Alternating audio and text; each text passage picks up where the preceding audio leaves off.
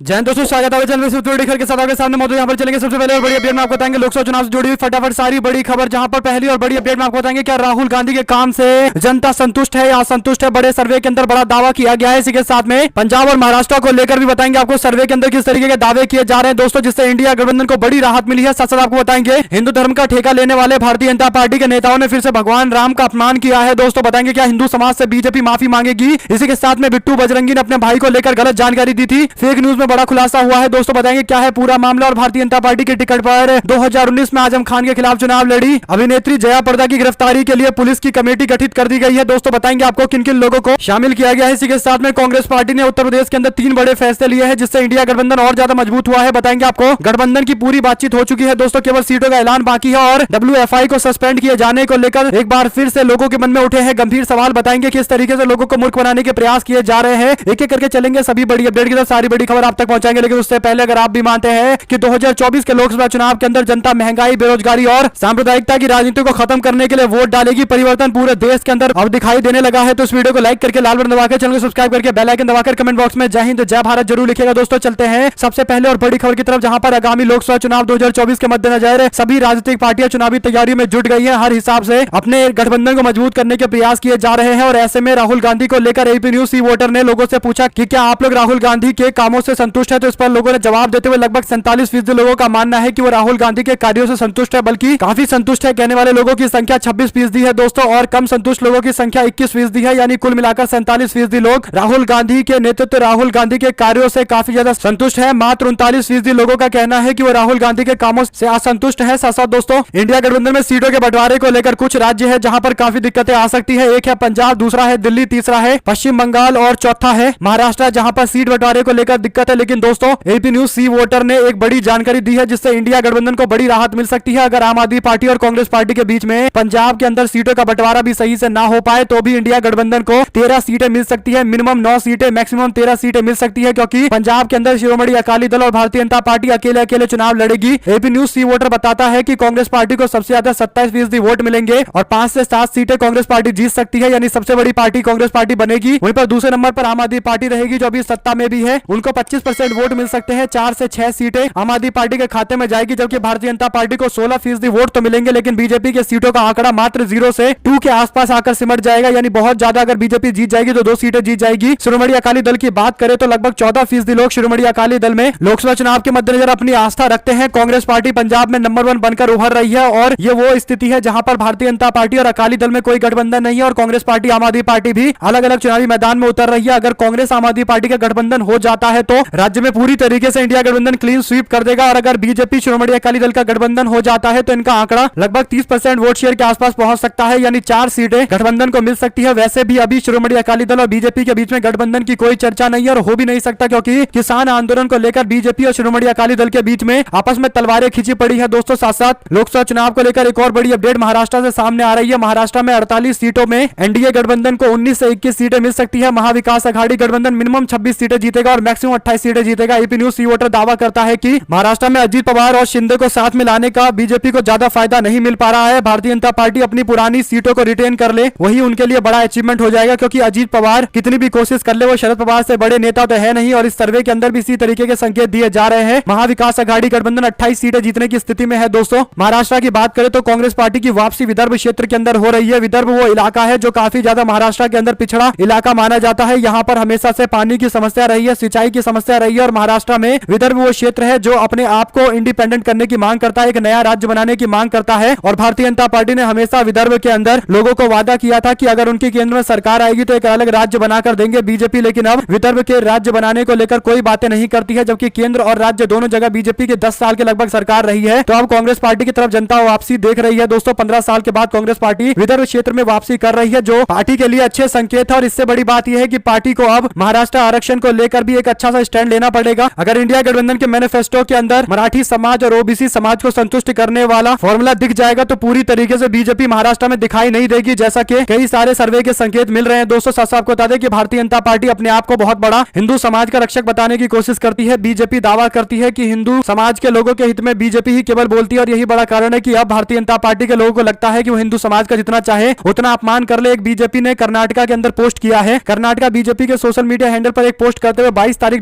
2024 को अयोध्या के अंदर होने वाले कार्यक्रम को लेकर लोगों को तैयारी करने के लिए कहा जा रहा है। बड़ी बात यह है कि भारतीय जनता पार्टी के इस पोस्ट में लिखा हुआ है कि हम राम मंदिर बनाने जा रहे हैं और प्रधानमंत्री मोदी को दिखाया गया है जो रामलला को मंदिर में ले जा रहे हैं। सवाल ये खड़ा होता है कि भगवान राम को छोटा करके क्यों कर्नाटका बीजेपी दिखा रही है। सुप्रिया शिनेट ने इस पर ट्वीट करते हुए कहा कि जिस हिंदू का खून ना खोले, खून नहीं वो पानी है, करोड़ों के आराध्य प्रभु श्री राम का यह अपमान है। कर्नाटका बीजेपी इस पोस्ट को करके देश के हिंदू समाज का अपमान कर रही है। उनको सबके सामने आकर माफी मांगनी चाहिए। करोड़ों के आराध्य प्रभु श्री राम का अपमान किया जा रहा है। साथ साथ दोस्तों कांग्रेस पार्टी के एक और नेता लालजी देसाई बोले, कहा हिंदू धर्म के ठेकेदार खुद को भगवान राम से भी बड़ा मानने लगे हैं। प्रभु श्री राम से प्रार्थना है कि इनको सद्बुद्धि दे। इस तरीके के पोस्ट करने से ये लोग बचे। साथ साथ दोस्तों हरियाणा के नूह जिले में हुए हिंसा के मामले पर एक व्यक्ति का नाम सामने आया था, गोरक्षक नाम से बिट्टू बजरंगी, काफी ज्यादा पॉपुलर हुआ था दोस्तों। उसको लेकर कई सारे वीडियो भी वायरल हुए थे और अब एक और जानकारी सामने आ रही है। बिट्टू बजरंगी के भाई पर हमले का आरोप लगाया गया था। बीते दिन इस पर जब जांच की गई तो फरीदाबाद पुलिस ने बताया है कि वह कथित तौर पर आग के अंदर गिरने की वजह से जल गया था। इसका कोई सबूत नहीं है कि उसे चोट पहुंचाने के लिए उसकी हत्या करने के प्रयास किए गए। मामले की जानकारी रखने वाले वरिष्ठ पुलिस के अधिकारी ने कहा कि ऐसा प्रतीत होता है कि महेश पांचाल जो 60% जल गए थे और बजरंगी ने एक संदिग्ध गाय तस्कर को फंसाने के लिए झूठी शिकायत दर्ज कराई थी। अधिकारी ने बताया कि पांचाल यानी बिट्टू बजरंगी का जो भाई था उसने 14 दिसंबर को पुलिस को शिकायत दी थी। फरीदाबाद में बाबा मंडी के पास 7 लोगों ने उसे जलाने का प्रयास किया है। पेट्रोल छिड़ककर इस शिकायत पर जब जांच की गई तो पता चला ये शिकायत झूठी है। साथ साथ दोस्तों आप लोग अपनी राय जरूर लिखकर बताएगा। संसद से सस्पेंड होने के बाद महुआ मोइत्रा अभी भी बीजेपी को निशाने पर लेने से बिल्कुल नहीं चूक रही है। उन्होंने कहा कि भारतीय जनता पार्टी के ट्रोल लोग यानी मेरी आलोचना करने वाले सोशल मीडिया पर मुझसे पूछते हैं कि मैंने कौन सा पासवर्ड, कौन सा लॉगिन आईडी शेयर किया था जिसके कारण मुझे सस्पेंड किया गया है। तो मैं उनको बताना चाहती हूं कि बीजेपी के ट्रोल लोगों, मैंने जो आईडी और पासवर्ड शेयर की थी उसमें मेरा लॉगिन आईडी था नरेंद्र मोदी जी और पासवर्ड था अडानी। इतना सुनते ही एक पार्टी के समर्थक इतने ज्यादा भड़क गए कि उनके पोस्ट पर कमेंट करने लगे। कोई कहने लगा कि आपका पासवर्ड है राहुल गांधी और जी सोरोस, इस तरीके से कमेंट किए जा रहे हैं जिसका सीधा मतलब यह है कि मैसेज दूर तक पहुंचा है। आप लोग अपनी राय जरूर लिख बताएगा। साथ साथ दोस्तों एक बड़ी खबर उत्तर प्रदेश से आई है जहां पर एमपी एमएलए कोर्ट ने 2019 के लोकसभा चुनाव बीजेपी के टिकट पर लड़ने वाली जया प्रदा के खिलाफ गैर जमानती वारंट जारी कर दिया था और इसके बाद अब गैर जमानती वारंट जारी करने के बाद गिरफ्तारी की तैयारी शुरू हो गई है। दोस्तों रामपुर पुलिस ने पूर्व सांसद को गिरफ्तार करने के लिए एक महिला निरीक्षक के नेतृत्व में 3 सदस्यीय टीम का गठन किया है। रामपुर से समाजवादी पार्टी की पूर्व सांसद जया प्रदा 2019 में बीजेपी के टिकट पर चुनाव लड़ती है। वहां पर आजम खान ने चुनाव में लगभग 1 लाख वोटों के अंतर से इनको चुनाव हरा दिया था। जिला सरकारी वकील अमरनाथ तिवारी के अनुसार समन को नजरअंदाज करने के बाद एनबीडब्ल्यू जारी किया है यानी नॉन बेलेबल वारंट जारी किया गया है। वारंट जारी होने के बावजूद सुनवाई के दौरान जया प्रदा की लगातार अनुपस्थिति ने अदालत को इस बात पर मजबूर कर दिया है कि एक महिला अधिकारी के नेतृत्व में पुलिस की टीम बनाई जाए और टीम बना ली गई है। दोस्तों जल्द गिरफ्तार करने के लिए पुलिस प्रशासन के लोग पहुंचने वाले हैं। कुल मिलाकर 2019 में भारतीय जनता पार्टी ज्वाइन करने वाली जया प्रदा पर मुरादाबाद से समाजवादी पार्टी के सांसद डॉक्टर एसटी हसन ने अभद्र टिप्पणी कर दी, जिसके बाद राम कुमार निवासी मुस्तफा हुसैन ने सपा के सांसद डॉक्टर एसटी हसन समेत 4 लोगों के खिलाफ मुरादाबाद के कटघर थाने में शिकायत दर्ज करा दी थी, केस दर्ज करा दिया था। इस मामले में अभिनेत्री जया प्रदा के बयान दर्ज कराने के लिए उन्हें बार बार कोर्ट की ओर से नोटिस भेजा जा रहा है, लेकिन वो नोटिस पर नहीं आ रही, तो अब गैर जमानती वारंट जारी कर दिया गया है। आप लोगों की क्या राय है दोस्तों, लिखकर जरूर बताइए। वीडियो को आप लोग तक शेयर करना मत भूलिएगा। दोस्तों चलते हैं एक और बड़ी जानकारी की तरफ, जहां पर कांग्रेस पार्टी ने प्रधानमंत्री मोदी और अडानी पर फिर से निशाना साधा। कांग्रेस पार्टी ने एक बार फिर से क्रिएटिविटी का इस्तेमाल किया है। आपको याद होगा 2014 में प्रधानमंत्री मोदी जब चुनाव जीतकर आए थे तो उन्होंने पार्लियामेंट के सीढ़ियों पर माथा रखते हुए नमन किया था। कई सारे वीडियो कैमरा वाले लोग भी वहां पहुंचे थे और न्यूज वालों ने भी जोरदार तरीके से चलाया था कि प्रधानमंत्री ने लोकतंत्र के मंदिर के सीढ़ियों पर माथा टेका है। लोगों को भी लगा कि प्रधानमंत्री पूरी तरीके से लोकतंत्र की रक्षा करेंगे, लेकिन कुछ दिनों पहले ही लगभग 150 के आसपास विपक्षी सांसदों को उसी संसद से सस्पेंड कर दिया गया है। तो कांग्रेस पार्टी ने उसी एक सीन का इस्तेमाल करते हुए बड़ा मैसेज भेजा है। कांग्रेस पार्टी ने प्रधानमंत्री मोदी को माथा टेकता हुआ दिखाया है और सामने अडानी लिखा हुआ है। हालांकि अडानी पूरी तरीके से नजर नहीं आ रहा, लेकिन प्रिंट से समझा जा सकता है कि अडानी लिखा है, जिस पर प्रधानमंत्री मोदी माथा टेक रहे हैं। कांग्रेस पार्टी ने आगे लिखा, इनका मालिक एक है। आप लोग की जो भी राय है दोस्तों लिखकर जरूर बताएगा और इस वीडियो को मेरे लोगों तक शेयर करना मत भूलिएगा। साथ साथ यूपी में जो लोग इस गफलत में है कि इंडिया गठबंधन में सीट बंटवारे को लेकर दिक्कतें आएंगी, उनके लिए बुरी खबर यह है कि तमाम बड़े वरिष्ठ पत्रकारों का मानना है कि इंडिया गठबंधन के अंदर बहुत सी बातें फिक्स हो गई है और यही बड़ा कारण है कि कांग्रेस पार्टी ने ना पूर्वी उत्तर प्रदेश ना ही मध्य उत्तर प्रदेश के अंदर कोई यात्रा निकाली है, बल्कि कांग्रेस पार्टी ने पूरा फोकस पश्चिमी उत्तर प्रदेश के अंदर किया है, जहां पर समाजवादी पार्टी भी कैंपेन नहीं कर रही है। इस पूरे क्षेत्र में कांग्रेस पार्टी और आरएलडी को अपने नंबर्स बढ़ाने हैं, क्योंकि कांग्रेस पार्टी इन इलाकों में काफी मजबूत है और ऐसा हो नहीं सकता कि बिना समाजवादी पार्टी और आरएलडी से पूछे हुए कांग्रेस पार्टी ने यात्रा लॉन्च की हो। भारत जोड़ो यात्रा के तर्ज पर जो यूपी यात्रा निकाली जा रही है, साफ तौर पर इंडिया गठबंधन के एजेंडे के तहत निकाली जा रही है। और दूसरा बड़ा फैसला, कांग्रेस पार्टी ने प्रियंका गांधी को महासचिव के पद से हटाकर अविनाश पांडे को उत्तर प्रदेश का महासचिव बनाया है और प्रभारी भी बनाया है, जो साफ संकेत देता है कि कांग्रेस पार्टी समाजवादी पार्टी के नेतृत्व में चुनावी मैदान में उतरना चाहती है, उनके लीडरशिप के अंदर मैदान में उतरना चाहती है। अगर कांग्रेस पार्टी की नेत्री प्रियंका गांधी प्रभारी होती तो ऐसा करना कांग्रेस के लिए काफी मुश्किल होता, क्योंकि प्रियंका गांधी राष्ट्रीय नेता है और ऐसे में प्रियंका गांधी जगह जगह प्रचार करती हुई दिखाई देंगी। मात्र यूपी तक उनको सीमित नहीं किया गया है, बल्कि हर राज्य में प्रचार करने के लिए मौका दिया गया है। और तीसरी बड़ी बात यह है दोस्तों कि समाजवादी पार्टी कांग्रेस पार्टी के वोट बैंक ब्राह्मण समाज को भी साथ में लाने के लिए गठबंधन का पक्ष मजबूत करने के लिए ब्राह्मण सम्मेलन करने जा रही है। साथ साथ दोस्तों Bharatiya Janata party caste census को लेकर कहती है कि उन्होंने कभी भी कास्ट सेंसस का विरोध नहीं किया, लेकिन फिर सवाल खड़ा होता है केंद्र सरकार ने यह क्यों कहा था कि केवल केंद्र सरकार के पास ये पावर है कि वो कास्ट सेंसस कराए, बिहार सरकार के पास या राज्य सरकार के पास ऐसी कोई पावर नहीं है। और प्रधानमंत्री मोदी ने भी हाल फिलहाल के अंदर कहा है कि वो केवल 4 कास्टों में विश्वास करते हैं। उन्होंने महिलाओं का नाम लिया, युवाओं का नाम लिया, लेकिन प्रधानमंत्री के इन बयानों से स्पष्ट हो चुका है कि Bharatiya Janata party caste census नहीं कराएगी। अगर आप भी मानते हैं दोस्तों कि बिहार के अंदर ये बड़ा मुद्दा होने जा रहा है और बीजेपी को इस पूरे मामले पर घेरा जाएगा, तो कमेंट बॉक्स में अपनी राय जरूर लिखकर जाएगा। साथ साथ भारतीय जनता पार्टी 2024 के चुनाव के मद्देनजर 50% से अधिक वोट शेयर हासिल करने के अपने लक्ष्य के साथ आगे बढ़ रही है। मोदी ने बीजेपी के नेताओं को नया लक्ष्य निर्धारित करने के लिए कहा है। 50% के आसपास वोट शेयर पूरे देश में इकट्ठा करने के लिए कहा जा रहा है। हालांकि भारतीय जनता पार्टी के पास अभी 32% वोट शेयर है, जो बीजेपी का 2019 में एकदम पीक था। क्या उससे ज्यादा बीजेपी बढ़ा पाएगी, ये बड़ा सवाल है। और अगर बीजेपी को 50% वोट शेयर इकट्ठा करना है तो भाजपा को दक्षिण भारत और पूर्वी भारत के अंदर अपना प्रभाव बढ़ाना पड़ेगा। पूर्वी भारत में बीजेपी का प्रभाव बढ़ता दिखाई नहीं दे रहा है, इसके पीछे मणिपुर बड़ा कारण है। और दक्षिण भारत के अंदर भी भारतीय जनता पार्टी पिछली बार से काफी ज्यादा कमजोर हुई है। साथ साथ दोस्तों खेल मंत्रालय नहीं सुना तो लेंगे लीगल एक्शन। शीर्ष पहलवान साक्षी मलिक द्वारा आगामी जूनियर राष्ट्रीय प्रतियोगिता के बारे में चिंता जताने के एक दिन के बाद सरकार ने नवनिर्वाचित भारतीय कुश्ती महासंघ के पैनल को अगले आदेश तक गतिविधियों को निलंबित करने का फैसला लिया है, यानी पूरी तरीके से सस्पेंड कर दिया गया है। दोस्तों पैनल के सस्पेंशन को लेकर कई सारे लोग ये सवाल खड़ा कर रहे हैं कि ऐसा इसलिए किया जा रहा है ताकि हरियाणा और पश्चिमी उत्तर प्रदेश के जाट समाज के लोगों को बीजेपी अपने साथ में ले पाए, उनको समझा पाए कि उन्होंने बड़ा फैसला लिया है, WFI के पैनल को ही सस्पेंड कर दिया है। लेकिन अगली खबर जो है उससे आप समझ सकते हैं कि मामला किस प्रकार का है और काफी ज्यादा पेचीदा है। दोस्तों दरअसल WFI के पैनल को सस्पेंड तो कर दिया गया है, लेकिन WFI के पैनल के अध्यक्ष और ब्रजभूषण के करीबी संजय सिंह कहते हैं कि खेल मंत्रालय ने अगर उनकी बात नहीं सुनी तो वो लीगल एक्शन लेंगे। इसका मतलब कोर्ट के अंदर सरकार के फैसले को चैलेंज किया जाएगा। और आप लोग जानते हैं कि 4 से 5 महीने कोर्ट में कम से कम लगेंगे और उसके बाद कोर्ट का फैसला इनके पक्ष में भी आने के पूरे चांसेस है। और तब तक लोकसभा का चुनाव बीत जाएगा। भारतीय जनता पार्टी जाट बाहुल्य क्षेत्र में जाकर कहेगी उन्होंने बड़ा फैसला लिया है, उन्होंने एक्शन ले लिया है और इनके खिलाफ एक्शन के नाम पर वोट मांगे जाएंगे। कुल मिलाकर दोस्तों अगर आप भी मानते हैं कि पूरे प्रकरण पर एकदम वाजिब सवाल खड़े किए जा रहे हैं तो आप लोग अपनी राय जरूर लिखकर बताएगा। साथ साथ सोशल मीडिया पर लोगों ने ब्रजभूषण पर निशाना साधते हुए ट्रेंड करा दिया दबदबा जूते की नोक पर। दरअसल जब चुनाव संजय सिंह जीते जो ब्रजभूषण के करीबी है तो पोस्टर लहराए जा रहे थे कि दबदबा जारी है, दबदबा कायम है। तो इस पर अब लोगों ने ट्रेंड कराया दबदबा जूते की नोक पर। एक तरीके से राजनीतिक जवाब देने का प्रयास किया जा रहा है। आप लोग अपनी राय जरूर लिखकर बताएगा। इसके बाद ब्रजभूषण का भी बयान आया है, जो अब तक जमकर बड़ी बड़ी बातें करते हुए कह रहे थे कि उनका दबदबा है, कुश्ती पहलवान गलत बोल रहे हैं, झूठ बोल रहे हैं। इसके बाद अब वो बयान देते हुए कहते हैं कि मेरा रेसलिंग फेडरेशन से कोई लेना देना नहीं है। जेपी नड्डा से मुलाकात के बाद प्रेस कॉन्फ्रेंस करते हुए कह रहे हैं कि पहलवानों का नुकसान नहीं होना चाहिए। सवाल दोस्तों वही है जो पहले भी था और आज भी है। आप लोग अपनी राय जरूर लिखकर बताइएगा। दोस्तों साथ साथ बंगाल के पहाड़ी जिलों के अंदर मुकाबला त्रिकोणीय होने जा रहा है। फिलहाल ऐसा लग रहा है कि पश्चिम बंगाल के उत्तरी क्षेत्र यानी दार्जिलिंग लोकसभा क्षेत्र 2024 में चुनाव बेहद त्रिकोणीय होगा। राजनीतिक प्रवेशकों के अनुसार दार्जिलिंग में उन कुछ सीटों में से एक सीट होने वाली है जहां पर लोकसभा का चुनाव काफी ज्यादा मुश्किल भरा होने वाला है। भारतीय जनता पार्टी, तृणमूल कांग्रेस, भारतीय गोरखा प्रजातांत्रिक मोर्चा गठबंधन और कांग्रेस पार्टी वाम मोर्चा ब्लॉक के बीच में त्रिकोणीय मुकाबला होगा। राजनीतिक प्रवेशकों का कहना है कि सबसे महत्वपूर्ण कारक हो सकता है संभावित वाम मोर्चा समर्थित कांग्रेस पार्टी उम्मीदवार। पहाड़ियों में ऐसी अफवाहें हैं कि आगामी चुनाव के अंदर टीएमसी के पहाड़ी नेता विनय तमांग, जो हाल में ही कांग्रेस पार्टी में शामिल हुए हैं, वो देश की सबसे पुरानी पार्टी कांग्रेस पार्टी और वाम मोर्चा के साथ मिलकर एक मजबूत दावेदारी पेश कर सकते हैं। और यहाँ पर दार्जिलिंग में एक जबरदस्त मुकाबला देखने को मिलेगा। त्रिकोणीय मुकाबले के संकेत मिल रहे हैं अगर गठबंधन नहीं होता। साथ साथ दोस्तों योगी आदित्यनाथ को लेकर देश के उपराष्ट्रपति जगदीप धनखड़ ने दावा किया है कि योगी आदित्यनाथ की पॉलिसी लॉ एंड ऑर्डर को लेकर काफी ज्यादा अच्छी है। दुनिया भर के कई देश उनके पॉलिसी से लेसन ले रहे हैं, यानी सीख रहे हैं कि कैसे लॉ एंड ऑर्डर को सुनिश्चित किया जा सकता है। दरअसल दोस्तों आप लोग को याद होगा कि ऐसा उन्होंने क्यों कहा है, कमेंट बॉक्स में लिखकर जो बताएगा। साथ साथ बिहार को बदलने के लिए जन स्वराज अभियान चला रहे प्रशांत किशोर अचानक से चार्टर प्लेन पर सवार होकर आंध्र प्रदेश चले गए। 2 दिन तक वो आंध्र प्रदेश में अमरावती के अंदर रहेंगे। तेलुगु देशम पार्टी के नेता चंद्रबाबू नायडू के साथ चुनावी रणनीति को लेकर चर्चा की है। अमरावती से जब वापस लौटे तो पत्रकारों ने उनसे सवाल पूछा तो उन्होंने कहा कि केवल औपचारिक मुलाकात मुलाकात के लिए गए थे। इसमें कोई भी राजनीतिक मुलाकात नहीं हुई है। आपको बता दें कि प्रशांत किशोर की संस्थान है आईपेक, जो चंद्रबाबू नायडू के जन विरोधी जगन मोहन रेड्डी के लिए काम कर रही है, जबकि खुद प्रशांत किशोर चंद्रबाबू नायडू से मुलाकात करने के लिए गए हैं। दोस्तों, आप लोगों की इस पूरे मामले पर जो भी राय हो लिखकर जुटाएगा। साथ साथ कपिल सिब्बल बोले, कहा उनका सोशल मीडिया पर एक पोस्ट जबरदस्ती का वायरल कराया जा रहा है, ये पूरी तरीके से गलत है। कपिल सिब्बल को लेकर एक पोस्ट किया जाता है दोस्तों, इसमें दावा किया जाता है कि 29 जुलाई 2020 को उन्होंने कहा था कि अगर राम मंदिर बनता है तो वो अपनी जान दे देंगे। हालांकि खुद कपिल सिब्बल ने बताया है कि ये पूरी तरीके से फेक पोस्ट है। उन्होंने कभी भी ऐसा पोस्ट नहीं किया जो बार बार सोशल मीडिया पर ट्रेंड कराए जाते हैं। उन्होंने बताया कि ये कौन से पॉलिटिकल पार्टी के लोग करा रहे हैं। पोस्ट देखकर ही आप लोग समझ सकते हैं। साथ साथ मनोज जरांगे पाटिल फिर करेंगे क्या आमरण अनशन? 20 जनवरी को